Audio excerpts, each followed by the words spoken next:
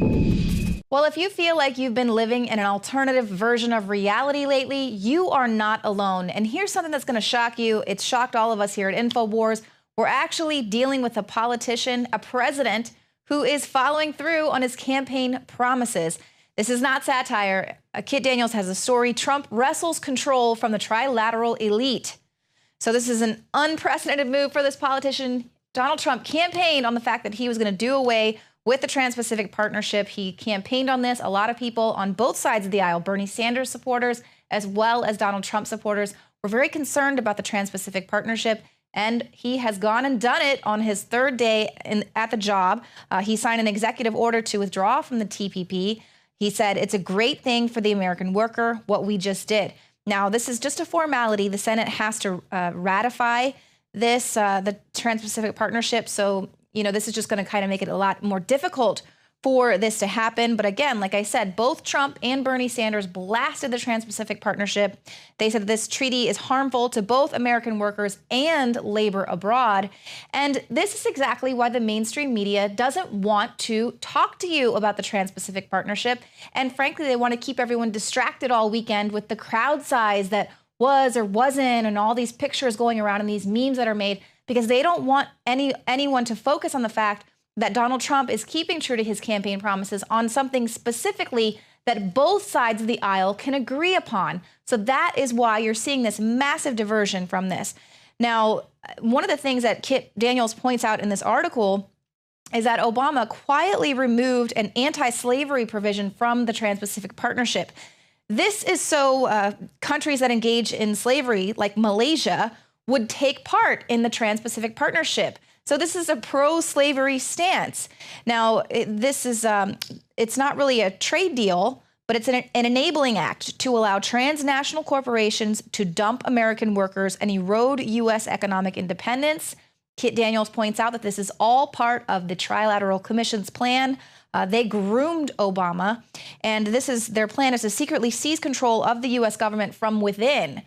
And the sole intention would be to break down U.S. national sovereignty and economic might to make way for the North American Union, much like the EU. So according to a warning from the late Barry Goldwater, the Trilateral Commission is international and it's intended to be the vehicle for multinational consolidation of the commercial and banking interests by seizing control of the political government of the United States. The commission represents a skillful, coordinated effort to seize control and consolidate the four centers of power: political, monetary, intellectual, and ecclesiastical. And so we can see very much so how this commission has really kind of worked its way. Pretty much anyone that's in power is involved with the Trilateral Commission somehow. And you see Donald Trump coming in right away and swiping away at one of the legs of this globalist agenda. Another one of those being immigration and open borders, which he's quickly going to get to as well. That's on his agenda. But 2/3 of the Trilateral Commission, they're not even U.S. citizens, yet they're sitting here drafting U.S. policy and trade deals for the American people that are going to, greatly affect us, and they don't even live here. So it's pretty fantastic. So, of course, Donald Trump has a very full plate. So he's working on trade, of course, our safety, dealing with ISIS, draining the swamp and government reform, energy and the environment, healthcare, gun control, as well as immigration, security, and defense. So he's getting right to work. He has said that he is going to be renegotiating NAFTA with Mexico and Canada. This deal was intended originally to eliminate most trade tariffs between the three nations, increase investment, and tighten protection and enforcement of intellectual property. But what's really happened is U.S. manufacturing exports to Canada and Mexico increased 258% under this NAFTA agreement. And Donald Trump tweeted out in October, actually, he said, "I will renegotiate NAFTA. If I can't make a great deal, we're going to tear it up. We're going to get this economy running again." This was at the debate. And of course, he's already making good on that. Now, with the stroke of a pen, he abruptly ended the decades-old U.S. tilt toward free trade by signing this executive order to withdraw from the Trans-Pacific Partnership. But there's a story coming out of Bloomberg. So you can really see how they're kind of painting it, that this is bad that Donald Trump did this. They talk about, this is an accord that was really, being promoted by companies, including Nike and Walmart, as well as other big corporations. But they also point out how this action has rattled some Republicans and company executives who've built their businesses around decades of U.S. policy geared toward more open trade. You see, he's ruffled the feathers of the big corporations, and the other Republicans who he pointed out in his speech are the people who have enriched themselves. They've been working on behalf of themselves and their family and their own crony buddies that they've got there. And Donald Trump is saying, no, it's time to do deals that are great for the American worker, putting the power back to the people rather than just being comfortable for the few. But you can see how they're really painting Donald Trump as the enemy, but he's their enemy. He's not the enemy of the U.S. people. So you really have to watch how the mainstream media is trying to paint this. Just like we've got CNN coming out saying Trump's decision to kill the TPP leaves the door open for China. Oh, well, first of all, I think Donald Trump has been making it very clear for at least a good year now that he's absolutely aware of China and that China is trying to move in and that China has been getting the better of us for decades. So I don't think he's going to let them get in and leave the door open. But this is how they're kind of framing this, is that with his withdrawal from the TPP, the Chinese president actually just said at the World Economic Forum last week that he would defend globalization against populist forces that want to end free trade. So now they're saying that Donald Trump, by withdrawing from the TPP, just handed over the car keys and threw in a free tank of gas. But this is the thing, is that CNN was a part of this whole machine that was working to protect President Obama and his agenda and protect the Trans-Pacific Partnership. They refused to even report on it, especially when so many people on both sides of the aisle were very concerned about this trade deal, that it would knock away our sovereignty. It wouldn't protect the American worker. We would just see giant sucking sound of even more jobs being pulled away with absolutely no plan of how to protect the American worker put in place. They never really talked about the fact that if it was such a great deal, then why was nobody allowed to see it? Why was it being negotiated behind closed doors by 600 CEOs of corporations, not even by our elected representatives? They weren't even allowed to get in on these negotiations. So when CNN tells you what a terrible thing this is that Trump has done for the American people, that's what you need to understand who you're really dealing with, is people who have been protecting the globalists and their agenda all along. With immigration, we've got these sanctuary cities. Our own Texas governor here, Governor Abbott, is challenging a county sheriff that we have here in Austin, Texas, actually. They talk about this sanctuary city.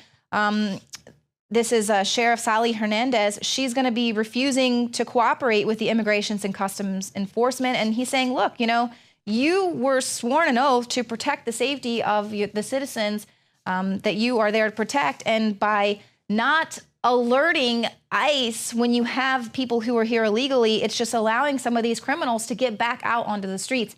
Now, I know this is maybe not popular with some of you out there. I truly wish that there is something they can do to make sure that people who aren't your bad guys, focus on the people who really are criminals, who really are gang members, who are really, getting away with DUIs and things. Focus on them. I don't think we need to just anyone, all that does is it stops people who are here illegally or who are afraid of maybe their family member getting deported. It stops them from going to the police and reporting crimes. So I do think that we need to be able to kind of focus our energies with this policy, but at the same time, we don't need to have these sanctuary cities where you're basically telling these criminal elements, come here, you'll be safe, we won't send you to ICE. So we're definitely kind of seeing a coup there. But then back to, some more things on Trump's agenda. He's already bringing the jobs back. He's made it attractive to do business in America again. And we've got supermarket chain Kroger saying they're going to be filling 10,000 permanent positions. We've got the Foxconn CEO saying investments for display. This is one of the world's largest contract electronics maker. They're considering setting up a plant in the U.S. that would exceed $7 billion. Here, take a listen. Foxconn, the world's largest contract electronics maker, is considering setting up a display panel producing plant in the United States. According to its chief executive, there'd be an investment of more than $7 billion, 6.5 billion euros. Reportedly, it could be a joint venture with Apple, for which it makes the majority of the iPhones and iPads that are produced. Foxconn CEO and chairman Terry Gou, speaking at a company event in Taiwan, said Foxconn has been considering such a move for years. That's what he means when he says he's going to put America first. We're going to see these jobs coming back to this country. He also told business leaders that he wants to cut regulations by 75% or maybe more. If I gave them a choice of this massive tax decrease that we're giving for business, for everybody but for business, or the cutting down of regulation, if I took a vote, I think the regulation wins 100%. The regulations are going to be cut massively, and the taxes are going to be cut way down. So you're going to have now incentive to build. So there you go. He's going to be cutting these regulations, but he still plans on protecting the American worker. And according to a new study, $40 billion in midnight regulations is what the Obama administration tried to push through at the last minute. $40 billion. Not only does that stifle job creation in this country, but it disproportionately affects the small business owner. He was trying to, at the last minute, ensure that you didn't build that.